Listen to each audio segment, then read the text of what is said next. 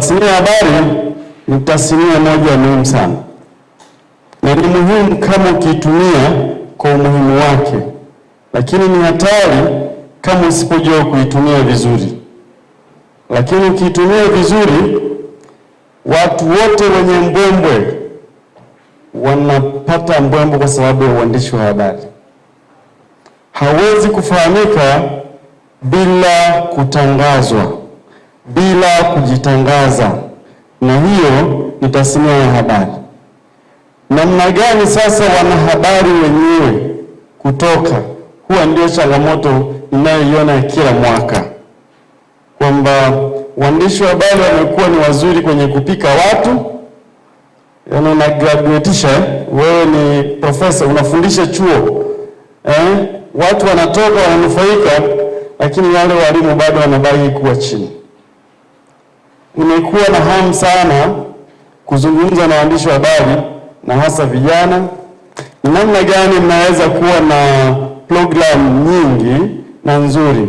Tusiishie kwenye uandishi wa habari tu, lazima tuangalie mbali zaidi, kwa sababu mwandishi wa habari atakaye concentrate tu na habari muda wote 100%, kuna wakati anaweza kageuka kuwa mbea.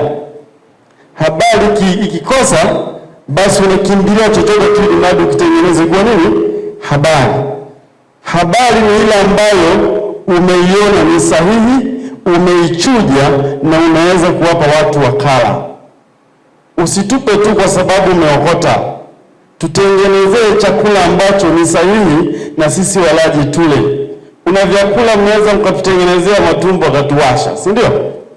Hiyo ni taarifa ambayo wakati mwingine mnaweza mkatengeneza taarifa zenye taharuki kubwa na zisizokuwa na misingi mikubwa ya kutolewa kwenye jamii. Kwa upande mwingine, ni namna gani mnaweza mkapata kuelimishana? Mwe na vile vikundi vya kupata elimu ya uandishi wa habari. Uandishi wa habari sio tu kuandika. Uandishi wa habari ni taaluma, kama vile wataalamu wengine walivyo. Kwa nini niliweka hili neno? Kwa nini sikuweka hili neno? Kwa hiyo ni jambo ambalo, pamoja na kwamba unaweza kuwa na kamera, unaweza kuwa na blog, lakini unaweka nini kwenye blog yako? Sawa? Unaweka blog, unamaliza miaka mitatu, viewers wako 13. Kwa nini usijiulize hivi? Kwa nini ya kwangu haioni? Unaweka nini kwenye ile blog?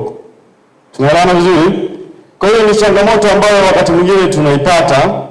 Unaangalia kuna mtu ana uandishi wa habari miaka 5 au 10, lakini bado jina lake dogo sana. Wewe unaweka nini na watu wanataka nini?